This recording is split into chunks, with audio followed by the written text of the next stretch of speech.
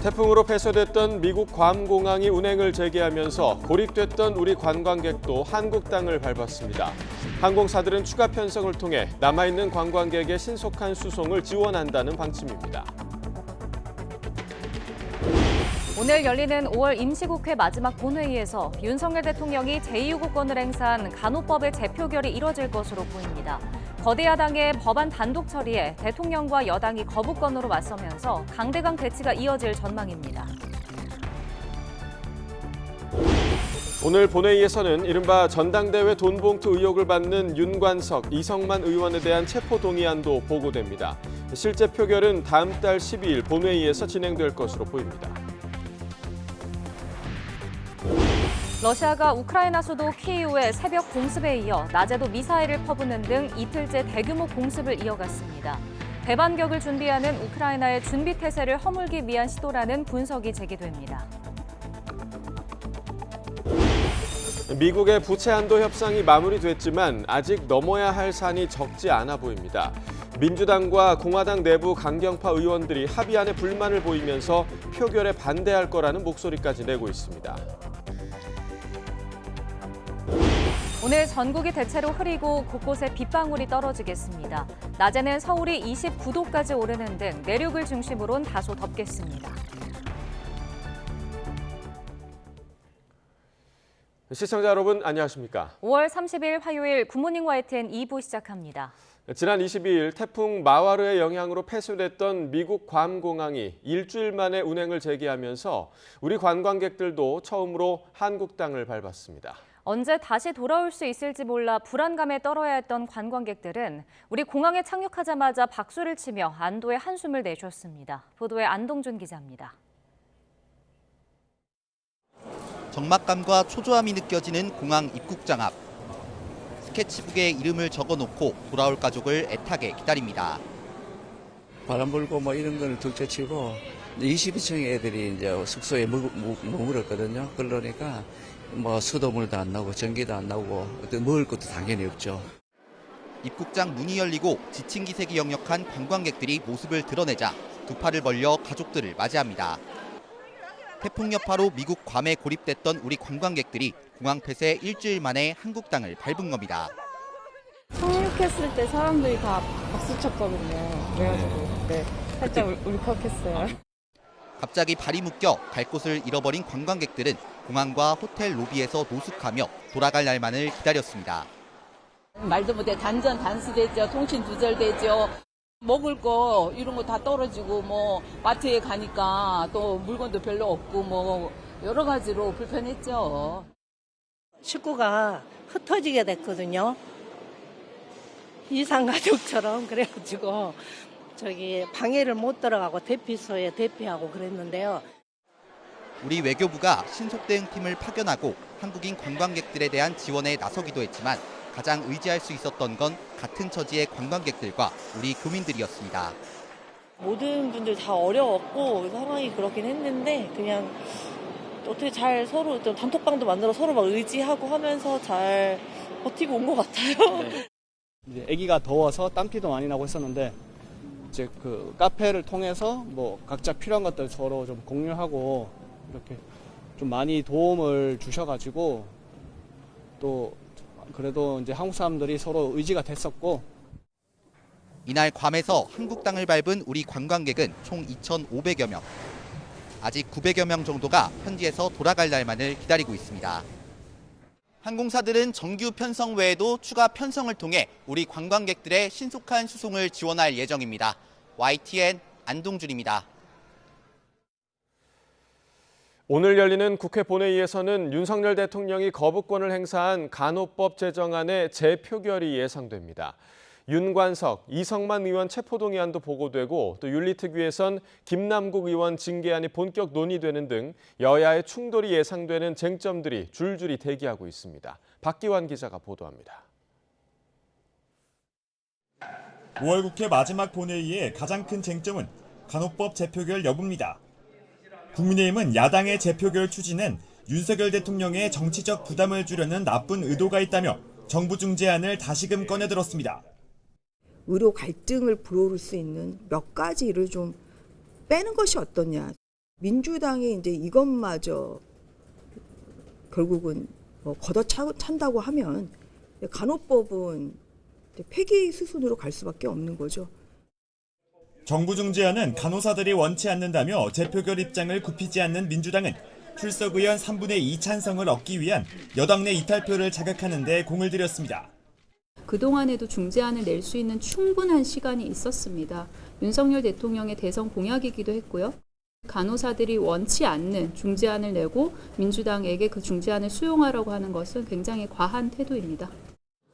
간호법이 양국법에 이어 재표결, 부결, 2호로 폐기될 경우 대치정국은 더 가팔라질 것으로 예상되는 가운데 이번 본회의에서는 또 전당대회 돈봉투 의혹을 받는 윤관석, 이성만 의원에 대한 체포 동의안이 보고돼 여야 간 신경전도 예상됩니다. 실제 표결은 다음 달 12일 본회의에서 이뤄질 것으로 보입니다. 국회 윤리특별위원회는 거액 가상화폐 논란을 일으킨 김남국 의원 징계안을 상정해 본격 논의 절차에 돌입합니다. 윤리심사 자문위원회 의견 제시 절차가 있긴 하지만 이 또한 다른 의원들에 대한 징계 논의 여부를 놓고 기싸움이 잦아들지 않고 있습니다.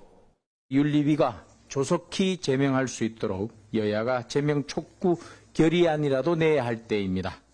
민주당은 제명쇼만 하지 말고 실천으로 의지를 보이기 바랍니다. 이태원 참사 국정조사 시간에 지역행사 갔던 전주회 의원에 대한 징계를 어떻게 할 것인지 윤리특위가 제대로 가동되면 이런 거 다 지적하고 문제 삼아야 됩니다. 양보 없는 대치 속에 6월 임시국회를 맞게 되는 여야, 방송법과 노란봉투법 등 쟁점 법안들이 산적해 있고 김기현, 이재명 대표 간 TV토론 협의 등도 남아있어 협치까지는 갈 길이 멀어 보입니다. YTN 박기환입니다. 전현희 국민권익위원장이 오늘 국회의원 가상화폐 전수조사와 중앙선거관리위원회의 자녀 특혜 채용 의혹과 관련해서 긴급 기자간담회를 진행합니다. 권익위는 오늘 오전 10시 반 광화문 정부 서울청사에서 긴급 현안 관련 기자간담회를 열겠다고 공지했습니다. 전 위원장은 김남국 의원 거액 코인 논란과 관련해 지난 17일 국회 정무위가 처리한 국회의원 가상자산 자진 신고와 조사 결의안에 대한 입장을 밝히고 권익위로 신고가 접수된 선관위 특혜 채용 의혹에 대한 조사 방안도 설명할 것으로 예상됩니다. 무소속 김남국 의원의 가상자산 투자 의혹을 수사하는 검찰이 김 의원이 집중 투자했던 위믹스 코인을 증권으로 볼 수 있는지 검토하고 있습니다. 해당 코인의 증권성이 인정되면 자본시장법에 따른 불공정 행위도 처벌할 수 있지만 그간 법원에서 코인을 증권으로 판단한 적이 없다는 건 걸림돌입니다. 윤웅성 기자가 보도합니다. 지난달 검찰은 테라루나 발행사의 공동 창업자인 신현성 씨를 재판에 넘기면서 자본시장법상 사기적 부정거래 혐의를 적용했습니다. 가상화폐인 테라와 루나코인이 증권의 성격을 띈다고 판단한 건데 주식회사가 증권을 발행하듯 발행사가 자금을 조달하기 위해 루나코인을 발행한 걸 근거로 들었습니다. 검찰은 무소속 김남국 의원의 코인 거래 의혹 수사에서도 위믹스 코인을 증권으로 볼 수 있는지 따져보고 있습니다. 발행사인 위메이드가 코인을 판매한 돈으로 다른 게임사를 인수하는 등 사업 운영을 위해 사용한 것을 어떻게 해석하느냐가 관건입니다. 위메이드 같은 경우에는 자신들이 위믹스를 팔아서 자금을 조달한 돈을 비즈니스에 썼단 말이죠. 위믹스가 증권성이 아예 없다라고 얘기하는 거는 합리적이라고 보기는 어렵습니다. 김 의원이 미공개 정보를 이용해 코인을 사고 파는 등 불법 행위를 벌인 사실이 드러날 경우 위믹스 코인의 증권성 여부는 형량을 좌우하는 열쇠가 됩니다. 증권성이 인정되면 자본시장법 위반 혐의가 추가돼 무기 또는 5년 이상의 징역형에 처해질 수 있습니다. 최대 형량이 징역 5년인 업무방해 혐의를 적용했을 때보다 처벌 수위가 올라가는 겁니다. 다만 위믹스 코인에는 사업 수익을 투자자들에게 배분하는 기능이 있다고 보기 어려워서 증권으로 분류할 수 없다는 시각도 있습니다. 또 가상화폐의 증권성을 인정한 판례가 없고 앞서 법원이 자본시장법 위반 혐의를 두고 다툴 여지가 있다며 신현성 씨의 구속영장을 2차례 기각한 것도 검찰에겐 부담입니다. 이런 가운데 김 의원이 지난 대선 때 민주당 이재명 후보 캠프에서 일한 만큼 코인 매각 대금이 대선 자금으로 쓰인 것 아니냐는 의혹도 제기됩니다. 이에 대해 검찰 관계자는 어떤 일이 있었을 때 어떤 거래 행태를 보였는지를 파악해 혐의 유무를 살피고 있다며 대선 기간 이뤄진 코인 거래도 들여다보겠다는 뜻을 내비쳤습니다. YTN 윤웅성입니다. 온라인 앱으로 처음 만난 20대 여성을 숨지게 하고 시신을 유기한 20대 여성이 구속됐습니다. 아직 범행 동기와 수법 등에 대해서는 입을 굳게 다물고 있습니다. 보도에 김종호 기자입니다. 경찰 호송 차량에서 내리는 20대 여성. 온라인 앱으로 처음 만난 20대 여성 B씨를 숨지게 하고 시신을 유기한 혐의를 받는 A씨입니다. 모자를 눌러 쓴 A씨는 이어지는 질문에도 아무런 대꾸를 하지 않았습니다. 왜 살해하셨어요? 살인 동기가 어떻게 되나요? 시신 왜 훼손하셨어요? 미안한 점 없으세요? 지난 27일 새벽 A씨를 긴급 체포한 경찰은 곧바로 구속영장을 신청했습니다. 영장 실질 심사를 진행한 부산지방법원은 도주 우려가 있다며 구속영장을 발부했습니다. A씨는 지난 26일 오후 부산 금정구 B씨 집에서 B씨를 숨지게 한 뒤 자신의 집에서 여행용 가방을 챙겨 다시 B씨 집을 찾았습니다. 시신을 유기하려고 택시를 타고 낙동강변으로 이동했는데 수상하게 여긴 택시기사 신고로 덜미가 잡혔습니다. 끔찍한 범행이 드러났지만 아직 범행 동기에 대해서 구체적인 말을 하지 않았다는 게 경찰 관계자 설명입니다.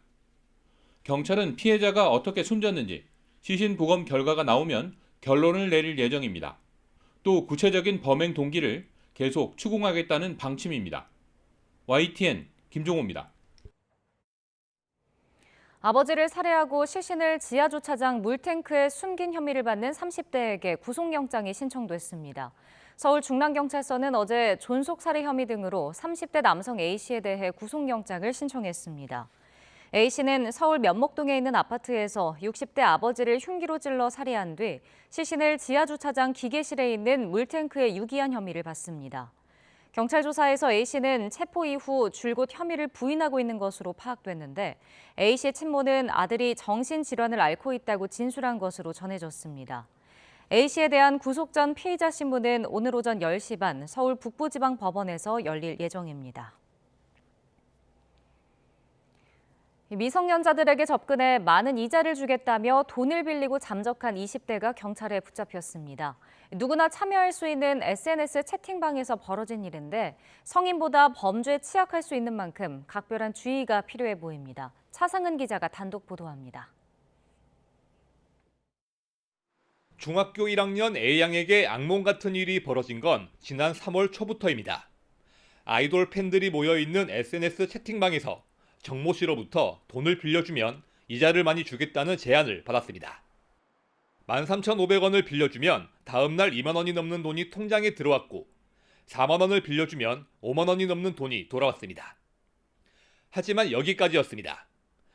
정 씨는 조금만 더 빌려주면 한 번에 갚겠다며 돈 빌리는 횟수를 늘리더니 갑자기 연락을 끊었습니다. 원금을 돌려받지 못할까봐 친구에게서 돈을 빌려 정 씨에게 보냈던 A양은 결국 40만 원 넘게 잃었습니다. 엄마랑 아빠한테 말하면 혼날 것 같기도 하고 그렇다고 저 혼자 감당하기엔 너무 큰 금액이고 애들이 계속 재촉하니까 그 사람한테도 재촉을 했는데 그럴 거면 돈을 더 달라 해가지고. 피해자는 A양 한 명이 아니었습니다. 채팅방에 있던 대화 참여자들도 빌려준 돈을 받지 못한 겁니다. 경찰이 확인한 피해자는 17명, 모두 미성년자입니다. 중고등학생부터 초등학생까지 포함되어 있습니다. 피해 금액은 지금까지 1,000만 원이 넘습니다. 돈을 받으려면 아이들이 판단되기가 어려니까 예를 들어서 만나서 줄게라고 했을 때는 아이들은 나갈 수도 있다고 가정을 하거든요. 그랬을 때 제2의 더 큰 범죄가 일어났을 거고.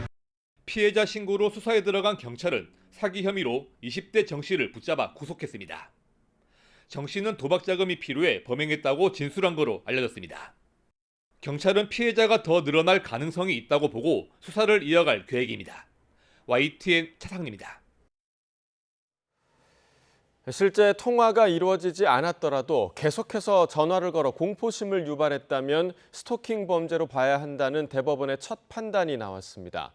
피해자가 전화를 받지 않았다고 해서 스토킹 범죄가 아니라고 판단할 경우 피해자를 충분히 보호할 수 없게 된다고 지적했습니다. 최민기 기자가 보도합니다. 재작년 10월 A씨는 연인 관계였던 피해자에게 1,000만 원을 빌려달라고 요구했다가 거절당하면서 사이가 틀어졌습니다. A씨는 며칠째 피해자를 찾고 있다며 피해자 어머니의 집과 차를 사진으로 찍는 등 여러 차례 협박성 문자를 보냈습니다.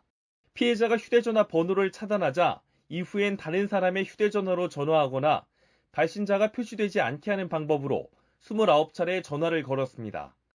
피해자는 처음 한 차례 전화를 잠깐 받았지만 그 뒤로 걸려온 28번은 전화를 받지 않았습니다. 결국 A씨는 스토킹 범죄 처벌법 위반 혐의로 재판에 넘겨졌고 1심과 2심에서 모두 징역 4개월이 선고됐습니다. 그러나 A씨의 모든 행위를 유죄로 판단한 1심과 달리 2심은 전화를 건 행위 자체는 무죄로 봤습니다. 피해자가 전화를 받지 않아 부재 중 전화 기록만 남은 경우에 유무죄 판단이 달랐던 건데 다른 사건에서도 피해자가 받지 않은 반복된 전화 시도를 스토킹으로 볼지를 두고 법원 판단이 엇갈려 왔습니다. 이에 대법원은 지속된 전화 시도로 벨소리를 울리게 하고 부재 중 전화 문구가 휴대전화에 뜨게 하는 행위 모두가 스토킹에 해당한다고 판단했습니다. 피해자가 전화를 받지 않았다는 이유로 스토킹 행위가 안 된다면 처벌 범위가 지나치게 줄어들고 공포심이 큰 피해자일수록 전화를 받지 않을 가능성이 크다고 설명했습니다. 법 취지를 생각을 해봤을 때 피해자를 보호하기 위해서는 넓게 좀 인정을 해서 이것까지도 스토킹 범죄로 봐야 된다라고 판단을 한 것입니다. 피해자 의사에 반해 이뤄진 반복된 전화 시도에 대한 첫 대법원 판결로 대법원은 시간이 지나면 강력 범죄로까지 이어질 수 있는 스토킹으로부터 피해자를 신속하고 두텁게 보호할 필요가 있다고도 강조했습니다. YTN 최민기입니다. 해외 도박 사이트에서 돈을 더 많이 잃었더라도 받은 당첨금은 소득인 만큼 세금을 내야 한다는 법원의 판단이 나왔습니다. 서울행정법원은 A씨가 성동 세무서장을 상대로 낸 종합소득세 부과 처분 취소 소송을 원고 패소로 판결했습니다. 재판부는 적중하지 못한 도박에 지출된 비용과 적중해 획득한 수익은 아무 인과관계가 없다며 딴 돈보다 잃은 돈이 많아 과세 대상이 될 소득이 발생하지 않았다는 A씨의 주장을 받아들이지 않았습니다. 우리나라 경제가 3분기 연속 OECD 회원국 평균에도 못 미치는 성장률을 기록했습니다. 정부는 한국은행 등도 올해 성장률을 낮추자 이미 장기 저성장에 진입한 것으로 보고 성장률을 하향 조정하는 방안을 고심 중입니다. 이동우 기자가 취재했습니다. 이창용 한국은행 총재는 최근 반도체를 중심으로 한 수출 부진 영향으로 올해 성장률을 0.2%포인트 내린 1.4%로 하향 조정했습니다. 성장률 하향 조정은 IT 경기 회복과 중국 경제활동 재개의 영향 파급이 당초 예상보다 지연되고 있는데 대부분 기인합니다. 한국개발연구원 KDI도 올해 성장률 전망을 1.8%에서 1.5%로 크게 낮췄습니다. 이런 상황에서 우리나라 경제가 3분기 연속으로 경제협력개발기구 OECD 회원국 평균에도 못 미치는 성장률을 기록했습니다. 이미 장기 저성장 국면에 진입했다는 이창용 한국은행 총재의 진단이 증명된 셈입니다. 개인적으로는 이미 저는 우리나라는 장기 저성장 구조로 와 있다고 생각합니다. 왜 그러냐면은 저출산과 고령화가 워낙 심해서요. 이 큰 트렌드를 벗어나기에는 이미 와 있는 현실로 보고 빨리 여기에 대한 대응을 해야 된다고 생각하고 있고요. 실제로 OECD와 IMF는 우리나라의 올해 경제 성장률 전망치를 0.2%포인트씩 낮췄습니다. 반면에 주요 20개국의 전망치는 올렸습니다. 정부도 다음 달 하반기 경제 정책 방향 발표를 앞두고 올해 경제 성장률 전망치 1.6%를 하향 조정하는 방안을 고심하고 있습니다. 상반기 경제 성장률이 예상보다 낮을 것으로 보이는 데다 하반기 역시 경기 회복 속도가 빠르지 않을 수 있다는 전망 때문입니다. 세수 부족 상황을 추가 경정 예산안 편성 없이 불용 예산을 활용하겠다는 정부 방침도 성장률을 낮추는 요인으로 작용할 것으로 예상됩니다. 정부는 다만 우리 경제의 큰 축인 반도체 부분은 급등락을 거듭하는 특징이 있어 급격하게 회복할 수도 있다며 추후 상황을 좀 더 지켜봐야 한다는 입장입니다. YTN 이동호입니다.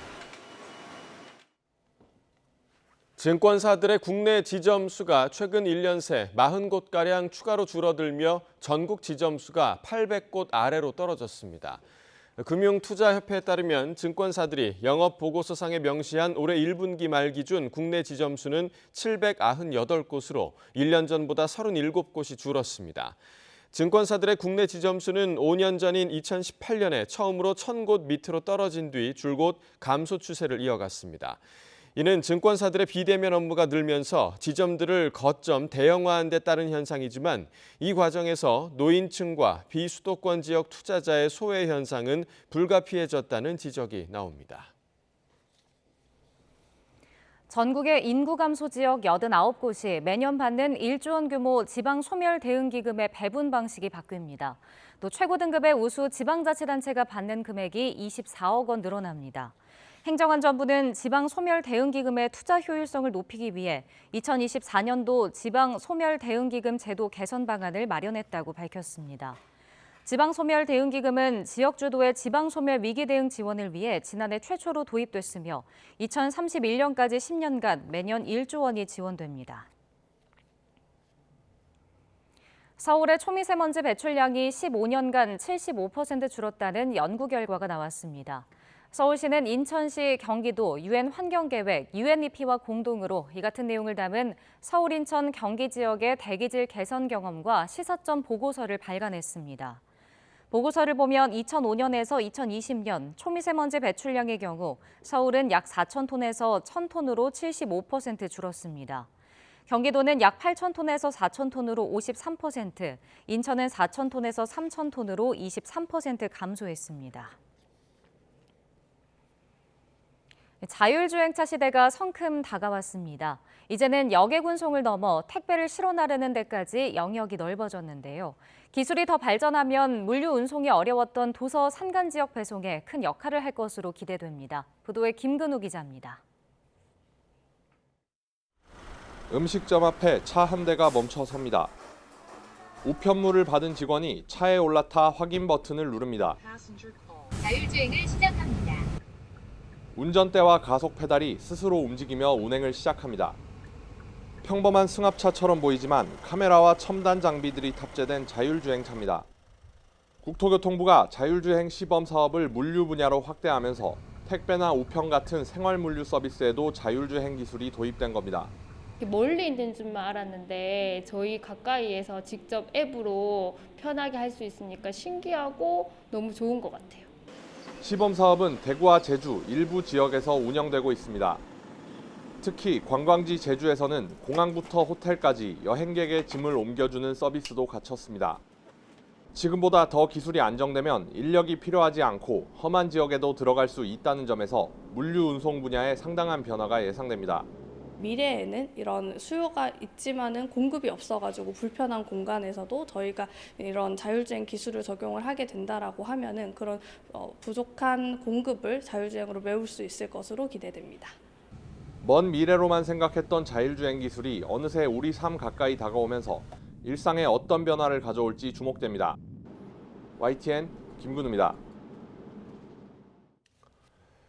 윤석열 대통령이 태평양 도서국은 태평양이라는 광활한 바다에서 한 배를 탄 이웃이라며 공동 번영을 위해 힘차게 항해해 나가길 기대한다고 강조했습니다. 윤 대통령은 어제 청와대 영빈관에서 열린 한태평양 도서국 정상회의에서 이번 회의는 양측 협력의 새로운 시작을 알리는 중요한 이정표가 될 거라고 말했습니다. 이번 회의는 윤 대통령 취임 이후 처음으로 한국에서 열리는 다자 정상 외교로 태평양 도서국이 우리 정부의 외교 비전인 인도 태평양 전략의 핵심 파트너라는 점을 선언하는 무대였습니다. 우리 정부가 북한 핵미사일 개발을 위한 불법 자금 확보 수단인 IT 인력 외화 벌이를 차단하기 위해 분주하게 움직이고 있습니다. 이와 관련한 대북 제재의 효과를 높이기 위해 한미 차원의 독자 제재도 강화했습니다. 조수연 기자가 보도합니다. 정부가 주시해온 북한의 불법 외화벌이 활동은 크게 두 가지. 해킹을 통한 가상화폐 탈취와 위조한 신분으로 미국 등 해외 IT 기업의 일감을 수주하는 겁니다. 이런 IT 인력 수가 증가하면서 불법 핵미사일 개발 자금이 늘어날 뿐 아니라 더 많은 정보력이 북한으로 흘러들어갈 수 있다는 우려도 큽니다. 이에 따라 외교부는 이들을 적발하기 위해 기업의 주의를 당부하고 화상 면접 등의 방법을 권하고 있는데 때로는 창의적인 접근도 요구됩니다. 실제로 기업이 고용인의 자택 주소를 확인하기 위해 계약서를 우편으로 주고받도록 했더니 취업을 포기한 사례도 있었습니다. 또 한미 정부가 미 구직 사이트에서 북한 IT 인력으로 의심되는 계정을 찾아 사이트 측에 계정 차단 협조를 요청한 경우도 있습니다. North Korea's IT gold rush must fail. We should never allow them to earn even a penny through illegal IT activities. 한미 정부는 북한 IT 인력의 해외 외화벌이 활동에 관여한 기관과 개인에 대한 독자 제재도 동시에 내놓았습니다. 우리 정부는 북한 기관 3곳과 개인 7명을, 미국은 기관 4곳과 개인 1명을 제재했는데 진영 정보기술개발협조 회사와 이곳의 총책임자 김상만은 양국의 제재 명단에 올랐습니다. 외화벌이를 직접 주도한 조직과 인력뿐 아니라 인력 양성기관, 조력자까지 포괄적으로 제재함으로써 효과를 높일 것으로 기대한다는 설명입니다. 한미는 대북 제재의 효과성을 높이기 위해 같은 대상에 중첩적으로 제재를 가하는 조치를 강화해 나갈 방침입니다. YTN 조수연입니다. 미국에선 세계 경제에 재앙을 부를 수 있다는 디폴트를 코앞에 두고 백악관과 의회가 합의안을 도출했지만 아직 넘어야 할 산이 있습니다. 공화당과 민주당 강경파 의원들이 합의안에 불만을 나타내면서 소관 상임위에서부터 반대표를 던질 거란 목소리가 나오고 있습니다. 워싱턴에서 권준기 특파원입니다. 부채 한도 협상을 끝낸 조 바이든 대통령은 비교적 홀가분한 표정으로 미국 현충일 기념 행사에 참석했습니다. 기념사에서는 미국의 민주주의 수호와 동맹의 힘을 강조했습니다. We see it. The troops still standing sentinel on the Korean Peninsula, preserving peace side by side with our allies. 공화당 케빈 메카시 하원의장은 방송에 출연해 과반 지지로 부채 한도 합의안을 통과시킬 것이라고 자신했습니다. You have a statutory cap on there. We've got to be able to stay in the majority. Then we could have a rule to be able to keep it going forward. 앞으로 2년간 정부의 부채 한도를 늘리는 대신 내년 지출을 삭감하는 내용의 합의안은 하원에서 운영위원회를 거쳐 31일 전체 회의에 상정될 예정입니다. 문제는 운영위에 포진한 공화당 강경파 의원들이 합의안에 대한 반대 입장을 분명히 하고 있다는 겁니다. 정신 나간 합의안이라며 찬성표를 던지지 않겠다고 말하는가 하면 엉터리 결과를 도출한 하원의장을 비난하는 목소리도 나오고 있습니다. 공화당 내 초강경 우파 모임인 프리덤 코커스는 정부 지출을 줄였다는 하원의장 설명을 정면 반박하며 실제로는 올해 지출보다 더 늘었다고 주장했습니다. 민주당 내 강경파 의원들 사이에서도 복지정책 요건을 강화한 합의안을 끔찍하다고 표현하는 등 반발 기류가 터져나왔습니다. 이 때문에 워싱턴 포스트는 하원 운영위에서 합의안이 무산될 가능성이 있다고 전망했습니다. 여야가 51대 49로 구성된 상원의 경우 한 명만 반대하더라도 법안 처리를 막을 수 있어 6월 5일인 디폴트 시한 전까지 이 합의안을 처리할 수 있을지 쉽게 장담할 수 없는 상황입니다. 워싱턴에서 YTN 권윤기입니다. 러시아가 우크라이나 수도 키이우에 새벽 공습에 이어 주간에도 미사일을 퍼부는 등 연이틀 대규모 공습을 이어갔습니다. 연이틀 100기 이상의 드론과 미사일을 쏟아부은 러시아 공격은 반격을 준비하는 우크라이나의 준비태세를 허물려는 의도라는 관측이 나오고 있습니다. 우크라이나 당국에 따르면 현지 시각 29일 오전 3시쯤부터 러시아군의 드론과 순항미사일이 키이우 상공을 날아와 도심지를 타격했으며 이 가운데 40여 기가 격추됐습니다. 이번 공습은 이달 들어 15번째로 러시아는 키이우 건립기념일인 전날 새벽에도 이란제 샤헤드 드론을 대거 동원해 공격을 가했습니다. 다시 일상으로 돌아온 오늘은 내륙을 중심으로 낮더위가 찾아오겠습니다. 오늘 서울의 한낮 기온은 29도로 예년 기온을 3도가량이나 크게 웃돌겠고요. 어제 비가 내리며 더위가 주춤했던 남부지방도 오늘은 광주가 28도까지 오르는 등 덥겠습니다.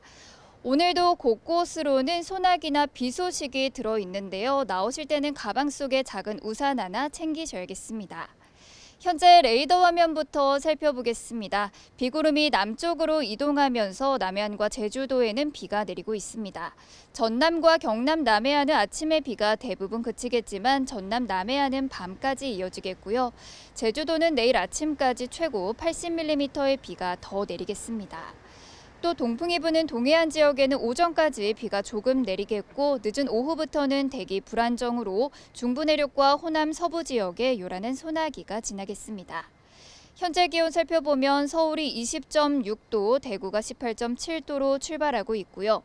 오늘 낮 기온은 서울이 29도, 대전이 27도 등으로 내륙을 중심으로는 낮더위가 나타나겠고 해안 지역은 강릉과 부산 22도 등으로 비교적 선선하겠습니다. 남은 한 주간 내륙은 예년보다 더운 날씨가 이어지겠고요. 제주도와 남해안에는 주 후반까지 비 소식이 잦을 전망입니다. 또 오늘 아침까지 대부분 지역에 짙은 안개가 낄 것으로 보이니까요. 출근길 교통안전에도 각별히 주의하셔야겠습니다. 지금까지 YTN 신미림입니다.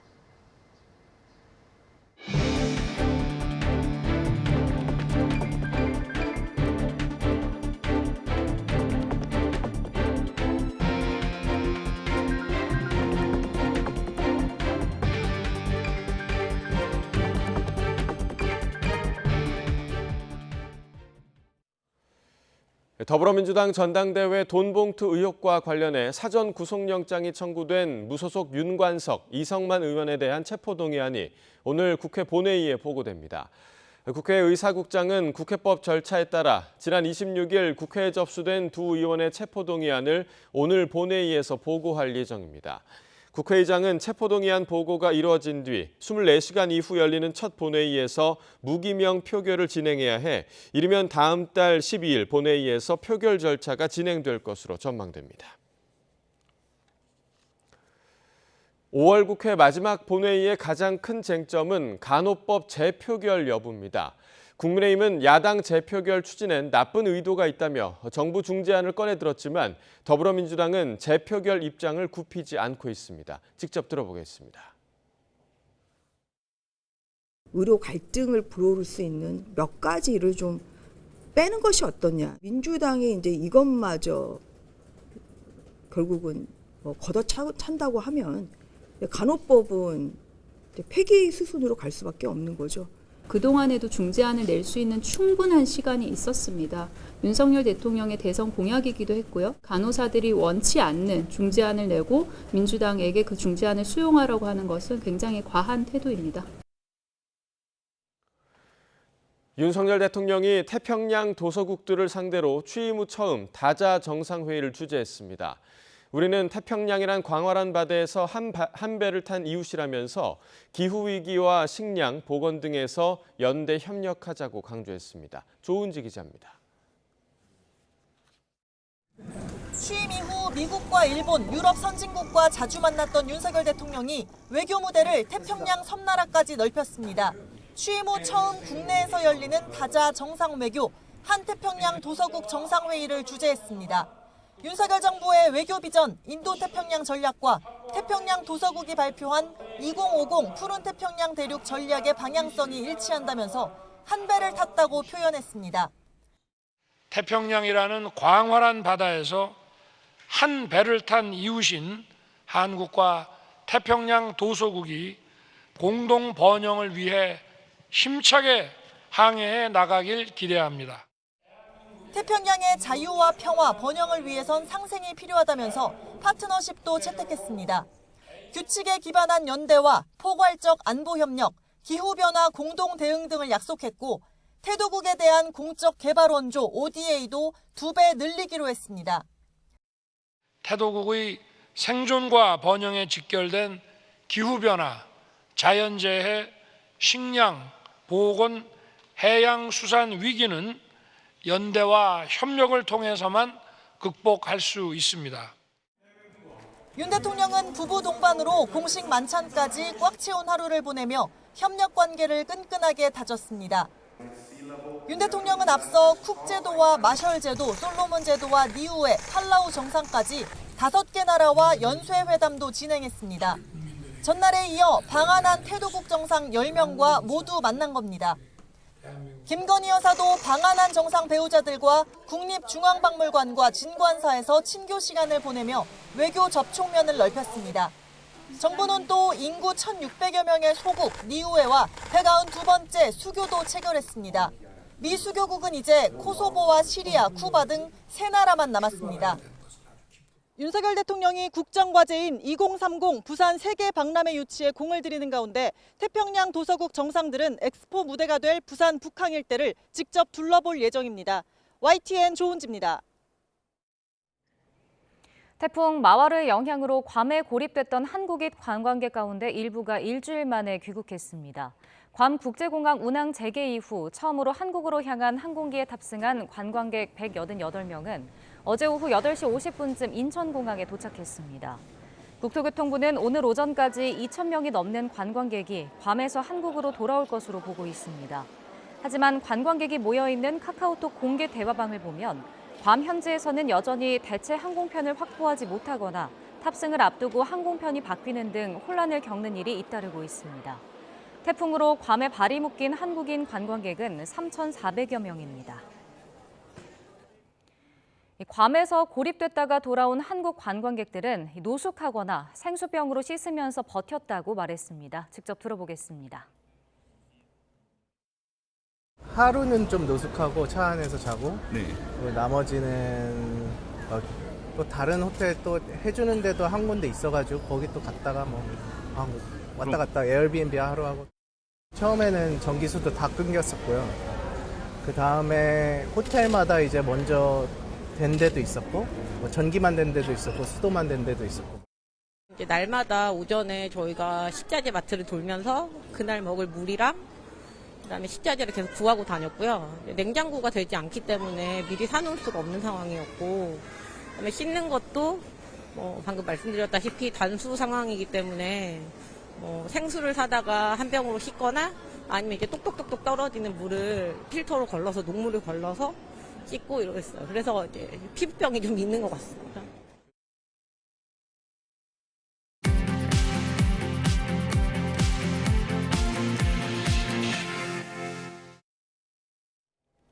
(5월 30일) 이 시각 세계는입니다. 러시아가 우크라이나의 수도 키이우에 연이틀 100여 발의 드론과 미사일을 퍼부었습니다. 대반격이 임박한 우크라이나의 준비태세를 흔들려는 의도라는 관측이 나오고 있습니다. 보도에 이상준 기자입니다. 새벽 3시 우크라이나의 수도 키이우 하늘에 서치라이트가 켜졌습니다. 멀리서 포송이 들리고 연기가 피어오릅니다. 해가 뜬 뒤에도 이어진 공습, 공포에 질린 아이들이 비명을 지릅니다.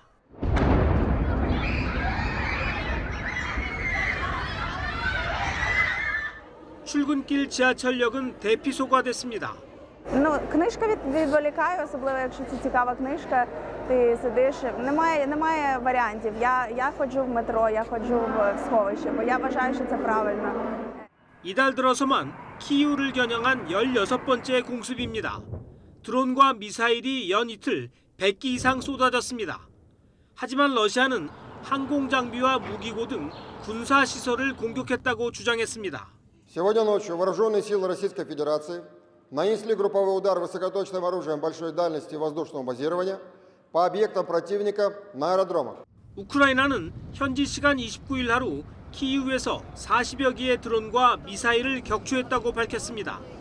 수도 키이우의 건립 기념일이었던 전날에는 59기 중 58기를 격추했지만 2명이 사망하고 3명이 다쳤습니다. Під час цієї терористичної атаки кількісно найпотужніший удар був спрямований саме проти Київщини. Саме так Росія відзначає День нашого древнього Києва.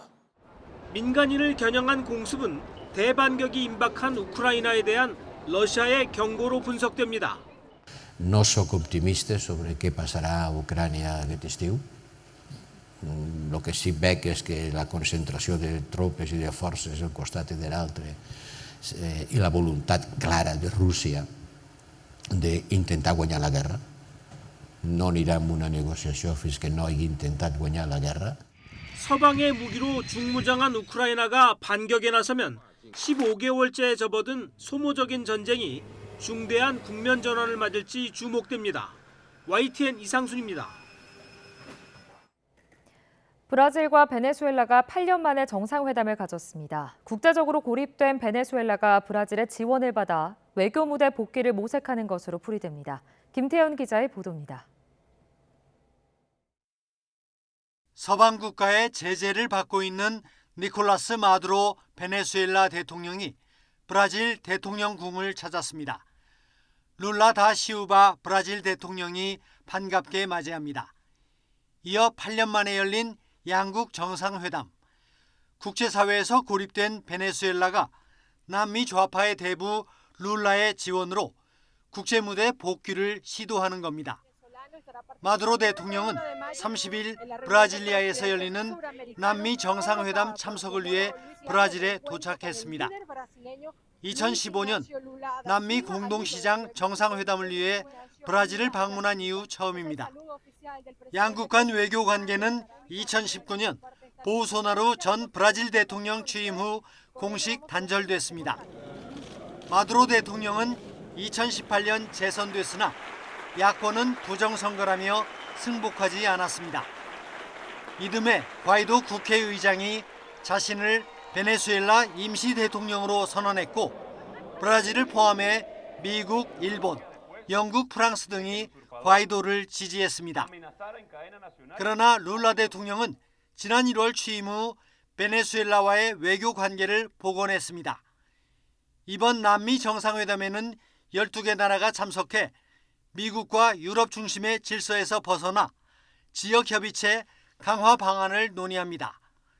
YTN 김태현입니다.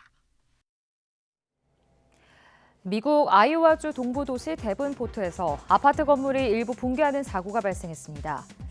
데븐포트시 소방당국은 현지 시각 29일 오후 4시 6층짜리 아파트가 무너졌다는 신고를 받고 현장으로 출동했으며 주민 12명을 건물 밖으로 대피시키고 8명을 구조해 이 중 1명을 병원으로 이송했다고 밝혔습니다. 소방당국은 사망자는 보고되지 않았고 실종자도 없다며 건물이 구조적으로 불안정해 구조대원들이 대응하기에 위험한 상황이라고 전했습니다. 유럽연합 EU는 세계 첫 AI 인공지능 규제 입법 절차가 연내에 마무리되길 기대한다고 밝혔습니다. 마르그레테 베스타게르 EU 경쟁 담당 집행위원은 29일 유럽권 전문 매체와의 공동 인터뷰에서 여름 전 AI 규제법의 첫 3자 협상 타결을 기대하고 있으며 노력하면 연말까지는 최종 결과물을 도출할 수 있다고 설명했습니다. 시진핑 중국 국가주석은 재선에 성공한 레제프 타이프 에르도안 튀르키 대통령에게 축전을 보냈다고 중국 관영 CCTV가 보도했습니다.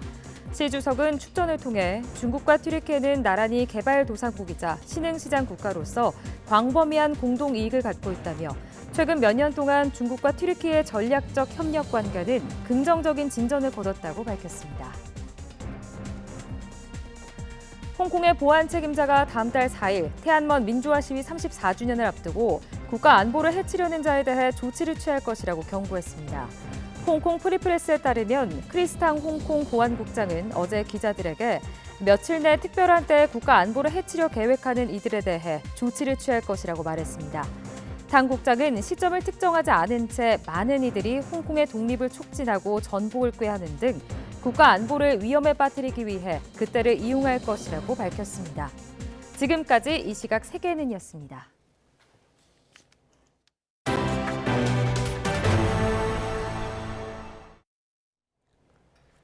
경찰 개혁을 추진하는 경찰제도발전위원회가 애초 예고한 12차 회의에서도 경찰대학의 존폐 여부를 결론 내지 못했습니다. 졸업만 하면 자동으로 경찰이 임용되는 게 불공정하다는 주장과 경찰 조직 발전에 도움이 된다는 반론이 팽팽히 맞서고 있습니다. 보도에 김태원 기자입니다. 지난해 9월 국무총리 직속 자문기구로 출발한 경찰제도발전위원회. 핵심 의제는 단연 경찰대학 존폐 여부인데 없애자는 쪽과 그대로 두자는 쪽의 견해 차이가 좀처럼 좁혀지지 않고 있습니다. 결론이 나지 않으면서 애초 3월까지였던 위원회 존속 기한도 재차 연장됐습니다. 특히 경찰대학 문제는 아직 위원님들 간에 이견이 솔직히 아직도 많이 팽팽한 편입니다. 그래서 이해관계자들의 의견을 좀 더 들을 필요가 있다. 일반 대학 경찰행정학과 졸업생들은 공개 채용 시험을 거쳐 대부분 순경으로 임용되고 여기서 경위 근속 승진까지는 보통 15년 정도가 걸립니다. 반면 경찰대 학생은 졸업만 하면 곧바로 경찰 간부인 경위계급장을 답니다. 경찰대 폐지를 주장하는 가장 강력한 이유도 졸업생 자동경위 임용제가 공정의 가치에 어긋난다는 겁니다. 특정 대학을 졸업했다는 그 사실만으로 자동적으로 경위로 인간될 수 있다는 어떤 시험이나 뭐 그런 거 거치지 않고 그런 것이 좀 불공정한 면이 있다고 생각합니다.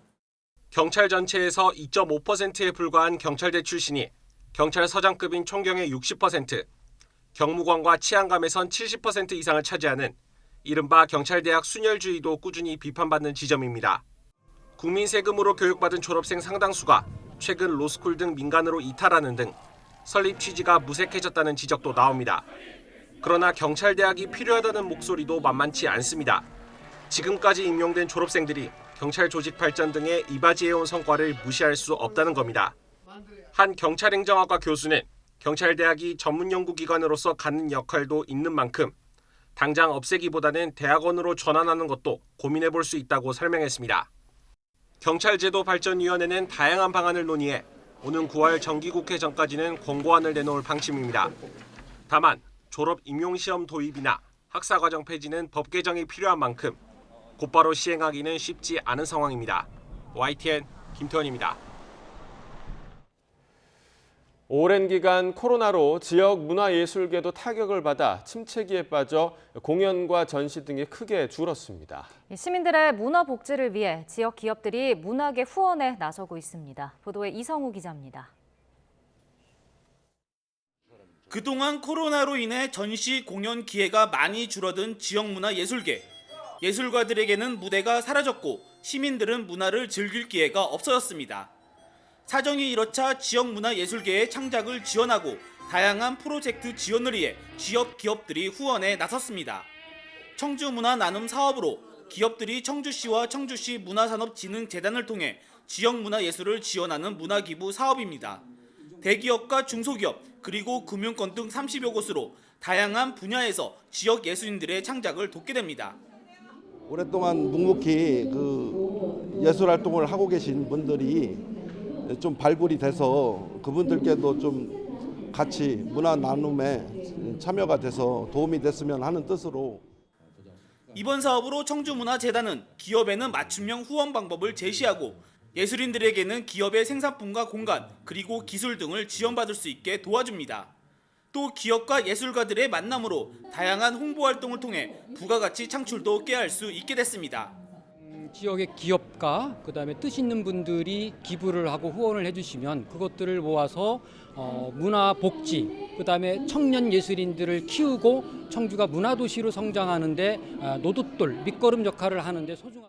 하지만 지원이 한 번에 그치는 일회성 지원이 아닌 안정적인 후원이 무엇보다 중요한 상황. 기업들의 문화예술계 지원이 코로나로 척박해진 지역 예술계가 다시 활기를 찾을 수 있을지 관심이 쏠리고 있습니다. YTN 이성우입니다. 임금 인상률을 두고 사측과 입장차를 좁히지 못한 아시아나항공 조종사 노동조합이 본격 쟁의 행위에 나섭니다. 조종사 노조는 지난 23일에서 28일 조합원 1,095명이 참여한 쟁의 행위 찬반 투표에서 92.39%가 찬성했다고 밝혔습니다. 이에 따라 노조는 쟁의대책위원회를 구성한 데 이어 다음 달 7일 발대식을 열어 쟁의 행위에 돌입할 계획입니다. 이와 관련해 아시아나는 인수 통합을 위한 기업 결합 심사가 진행되는 중요한 시점에서 노조가 교섭 미타결 책임을 회사에만 돌리려 쟁의 행위 가결로 이끌어간 것이 안타깝다고 밝혔습니다. 그러면서도 노조와 대화 창구를 유지하며 원만한 교섭 타결을 위해 최선의 노력을 다할 예정이라고 덧붙였습니다. 군복무 중 여자 상관에게 성희롱 발언을 해 재판에 넘겨진 남성이 동료 병사에게 거짓 증언을 부탁했다가 실형을 선고받았습니다. 서울 동부지방법원은 위증교사 혐의로 기소된 20대 남성 A씨에게 1심에서 징역 6개월을 선고했습니다. 재판부는 위증은 국가사법권 행사를 어렵게 해 엄중히 처벌할 필요가 있다면서도 A씨 범행이 재판 결과에 영향을 주진 않은 점을 고려했다며 양형 이유를 설명했습니다. 오늘 새벽 1시쯤 인천 부계동에 있는 아파트 지하주차장에서 불이 났습니다. 다친 사람은 없었지만 주차된 차량 한 대 일부가 불에 탔습니다. 소방당국은 20여 분 만에 화재 진압을 마치고 정확한 화재 원인을 조사하고 있습니다. 비와 함께했던 연휴를 보내고 다시 일상으로 돌아왔습니다. 현재 비구름은 남쪽으로 이동해서 남해안과 제주도에 영향을 주고 있는데요. 전남과 경남 남해안은 아침 사이 비가 대부분 그치겠지만 전남 남해안은 밤까지 이어지겠고요. 제주도는 내일 아침까지 최고 80mm의 비가 더 내리겠습니다. 또 동풍이 부는 동해안 지역에는 오전까지 비가 조금 내리겠고요. 늦은 오후부터는 대기 불안정이 심해지면서 중부 내륙과 호남 서부 지역에 요란한 소나기도 지나겠습니다. 현재 기온부터 살펴보도록 하겠는데요. 현재 서울 기온은 20.6도, 울산은 18도, 부산은 18.4도를 보이고 있습니다. 내륙을 중심으로는 오늘 낮더위가 기승을 부리겠는데요. 오늘 서울의 한낮 기온은 29도, 대전은 27도, 대구는 25도를 보이겠고요. 해안 지역은 포항이 21도, 울산과 부산은 22도에 그치겠습니다. 남은 한 주간 내륙은 예년보다 더운 날씨가 이어지겠고요. 제주도와 남해안에는 주 후반까지 비 소식이 잦을 전망입니다. 지금까지 날씨 정보였습니다. 굿모닝 YTN 2부 마칩니다. 잠시 후 6시 50분 3부에서 뵙겠습니다.